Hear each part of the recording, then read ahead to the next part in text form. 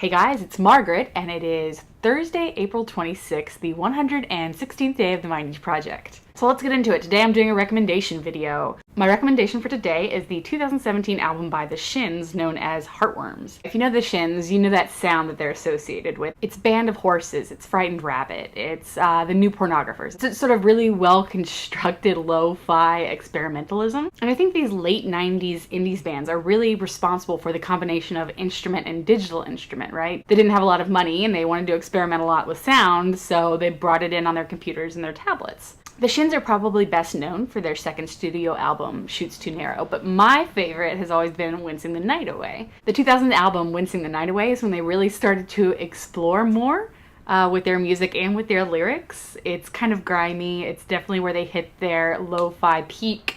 It's very good. If you haven't heard Wincing the Night Away, but you've heard Shoots Too Narrow, I highly recommend it. I'm also a really big fan of the 2012 album Port of Morrow, which is Mercer's first exploration into solo The Shins territory.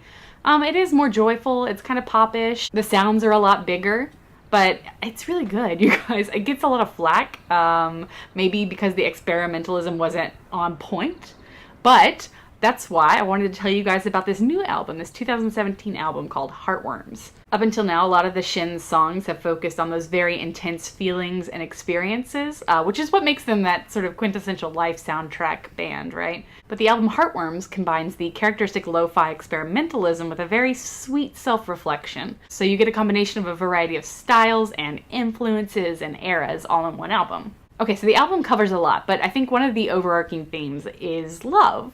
And that sounds kind of trite, right? Most songs are about love, but it's more about those sort of intense loves that really impress on your heart, right? Heartworms, those things that sort of eat into your soul, whether you like them or not. So there's songs that cover concrete ideas of love, there's like first loves, there's falling out of love, there's falling in love with the wrong girl, there's all the typical forms of love that we associate with love songs. But there are also a couple of songs that really explore individual love for music, or learning to love yourself. My favorite track on the album keeps changing every week, but for now it's Rubber Balls. It's kind of this pseudo lo-fi 70s pop kind of song, in which he explores falling in love with a girl that he knows is bad for him, but he just can't help himself. He kind of has this moment in the song where he breaks out of the, oh, she's so bad, she's so terrible rock anthem that we're so used to. And he kind of explores the idea of modern sexuality, like maybe our expectations of relationships are what's wrong and not this girl. It's all very interesting and it's nuanced, but it's also very good. So the album by itself, absolutely perfect, listenable. But you might be asking me, why are you listening to an album a year later? And I would say to you, hey, listen to me.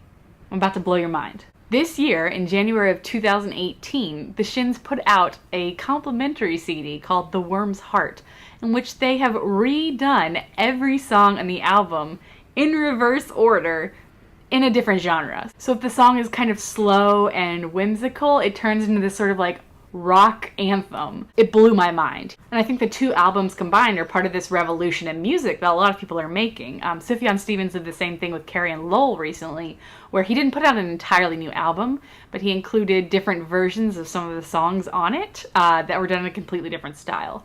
I think exploring the same words with different genres is a really cool place to be. 2018, we have a lot of nonsense going on, but music is probably not one of those things. All in all, the album Heartworms is a really pleasant surprise. It had been about 5 years since the Shins put out an album, and after 5 years, you don't really know what to expect from a band, right? The people have changed. Literally, the band is completely different. So what kind of sounds are they going to put out? And it's different, but I think it's good. The Shins have never been about producing a singular sound, right? No matter what you've heard, indie norm or not, they've been changing for a while. But the lyric and the language that the Shins use is just as beautiful and precise as ever. And that's because Mercer's still there. Mercer is the Shins. So seriously, go check out the album Heartworms by the Shins. And if you like it, check out the flipped version, The Worm's Heart. I don't think you'll be disappointed. If you do end up listening to the albums, let me know in the comments down below, and we can talk. What's your favorite song? What's your least favorite song? Do you hate the Shins? It's fine, let me know. We can talk about that too. I'll probably fight you, but it's fine. We'll still be friends, don't worry. Also, do you guys have any music recommendations? What are you listening to this week? What else do I have to say? Next week is Golden Week. Here in Japan, it's like the longest paid leave that most Japanese people get. Everybody's off at the same time, which means everything is overbooked and overpriced. But what I was thinking, since Shin's gonna have the week off, I would make it like a Shin week. So if you have any recommendations or things you want to hear about from him, include that with the music you're listening to down below, and I will see you guys soon. Bye.